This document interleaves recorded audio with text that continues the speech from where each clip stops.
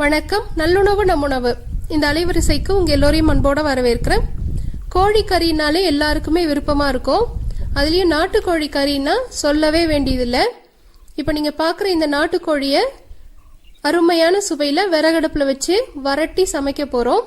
இந்த காணொளியில அதை எப்படி செய்யறதுன்னு பாப்போம் வாங்க. அந்த கோழி அறுத்து எடுத்துட்டு வந்தாச்சு. மஞ்சள்லாம் போட்டு நல்லா கழுவி எடுத்தாச்சு. இது வந்து எப்படி பார்த்தாலும் ஒரு 1.25 கிலோ அளவுக்கு இருக்கும்னு நினைக்கிறேன். இதுல வந்து பாதியை மட்டும் தான் இன்னைக்கு நான் வறுக்க போறேன். மீதி வந்து பிரியாணிக்கு எடுத்துருவேன். இப்போ இதுக்கு தேவையான பொருட்கள் எல்லாமும் கொண்டு வந்து வச்சிருக்கிறேன். சமைக்கும் போது என்னென்ன பொருள் தேவை அப்படிங்கறத சொல்லிடுறேன்.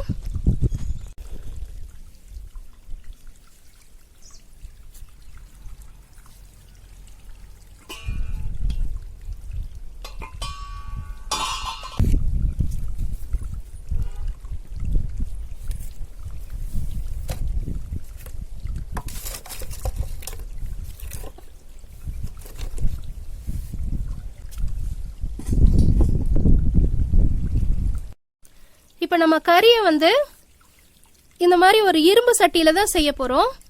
இந்த இரும்பு சட்டியில செஞ்சாதான் வந்து அடி பிடிக்காம நல்லா வரும். காரணம் நம்ம வந்து கறியில தண்ணியே சேர்க்க போறது கிடையாது. இந்த இரும்பு சட்டியோட சூட்டிலேயே தான் அது வெந்து வரப்போகுது.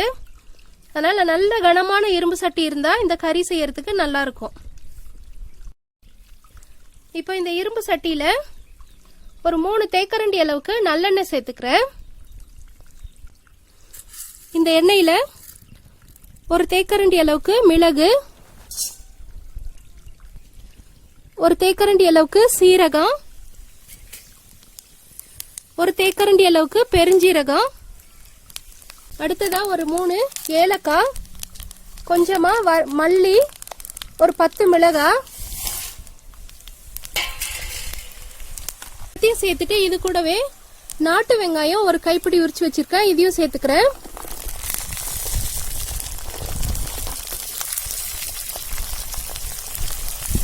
பூண்டு 2 முழு பூண்டை எடுத்து உரிச்சு வச்சிருக்கிறேன். கொஞ்சமா இஞ்சி, பூண்டை காட்டிலும் இஞ்சி அதிகமா இருந்தா நல்லா இருக்கும். கொஞ்சம் கொத்தமல்லி, கொஞ்சம் கருவேப்பிலை. இது எல்லாத்தையுமே சேர்த்து நல்லா வதக்கி எடுத்துக்கலாம்.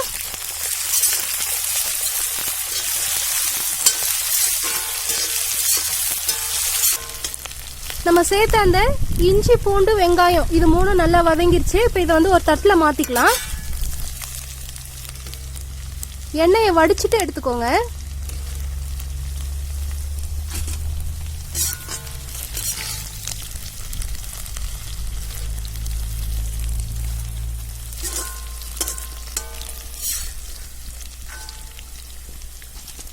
இந்த சட்டியில மிச்சம் இருக்கிற எண்ணெய் கூடவே ஒரு 2 தேக்கரண்டி அளவுக்கு எண்ணெய் சேர்த்துக்கிறேன். இதுல கொஞ்சமா பட்டை, லவங்கம், ஏலக்காய் இது 3த்தையும் சேர்த்துறேன்.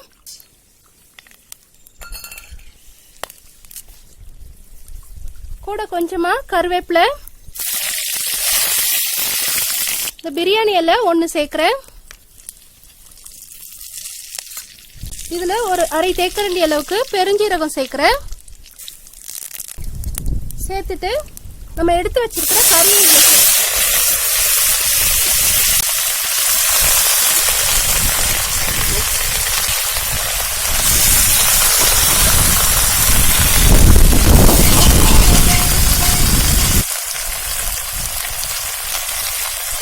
வெட்டி வச்சிருந்த கறியையும் இதுலயே சேர்த்துட்டேன்.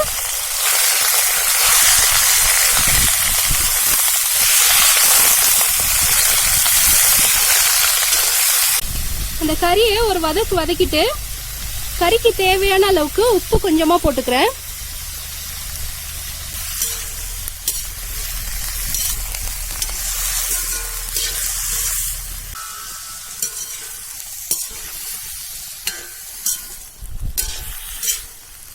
நம்ம கறி சேர்க்கும் போது தண்ணியே இதுல சேர்க்க கூடாது. பாருங்க, கறி சேர்க்கும் போது நான் தண்ணி சேர்க்கல.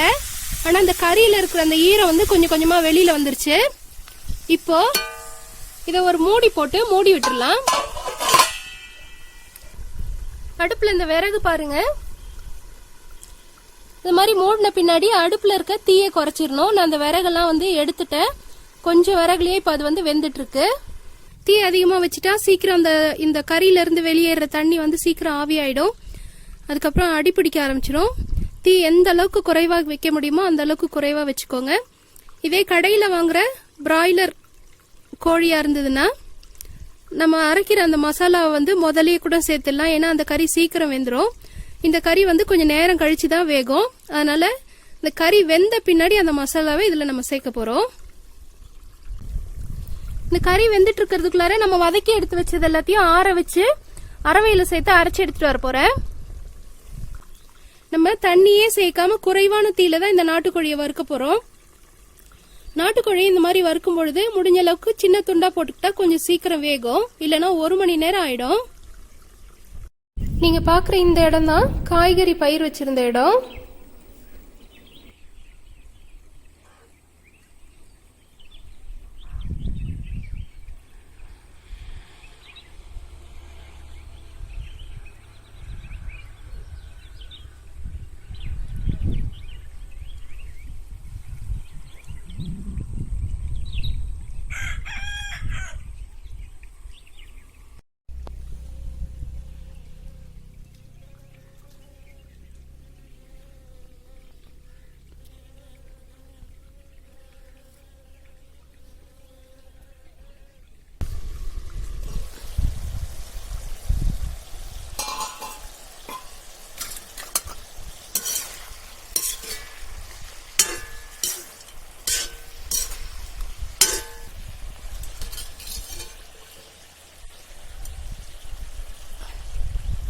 கறி வெந்துருச்சு. இந்த பிரியாணி இலை எடுத்துடுறேன். நம்ம அரைச்சு வச்ச மசாலாவை இது கூட சேர்த்துடுறேன். இது அந்த வெங்காயம், இஞ்சி, பூண்டு அதெல்லாம் சேர்த்து அரைச்ச மசாலா. நான் சேர்த்த மிளகாய் வந்து ரொம்ப காரமா இருந்தது. அதனால ஒரு 10 மிளகாய் சேர்த்திருக்கிறேன். உங்களுக்கு எவ்வளவு காரம் தேவைங்கிறத பார்த்துட்டு சேர்த்துக்கோங்க. இது கூட நம்ம வந்து மிளகு அப்புறம் இஞ்சி எல்லாம் சேர்க்கிறோம். அதில் உள்ள காரமே அதிகம். இந்த கறியில தண்ணியே சேர்க்க கூடாது. இந்த நேரத்துல இதுக்கு கொஞ்சமா மஞ்சள் பொடியும் சேர்க்கிறேன்.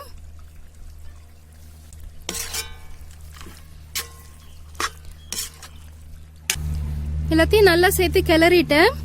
இப்ப அந்த கறியில இருந்த உப்பு வந்து இந்த மசாலா கூட சேரும்போது பத்தல. அதுக்காக கொஞ்சமா உப்பு சேர்த்துக்கிறேன்.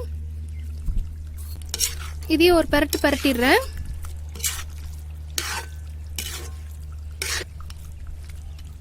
நல்லா அந்த மாதிரி பரவலா பரவி விட்டுட்டு திரும்பவும் மூடி வச்சு வேக வைக்கலாம்.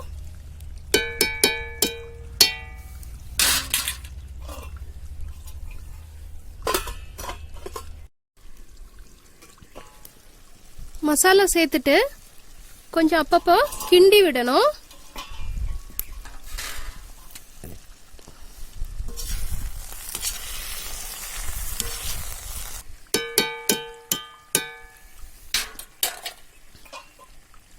திரும்பவும் மூடி விட்டுறலாம்.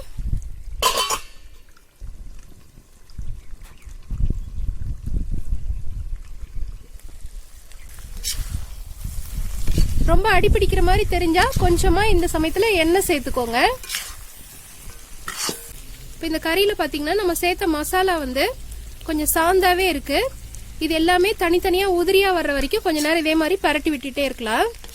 இல்லைன்னா அடிபிடிக்க ஆரம்பிச்சிரும்.